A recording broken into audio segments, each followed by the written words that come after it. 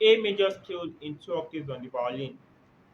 The A major scale has the notes A, B, C sharp, D, E, F sharp, G sharp, A, B, C sharp, D, E, F sharp, G sharp, and then A.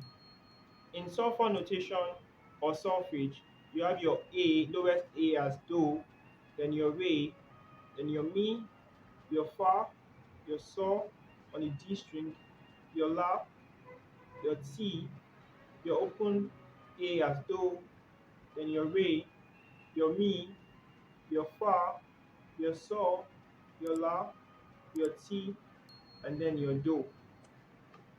I'll play the A major scale now in two octaves.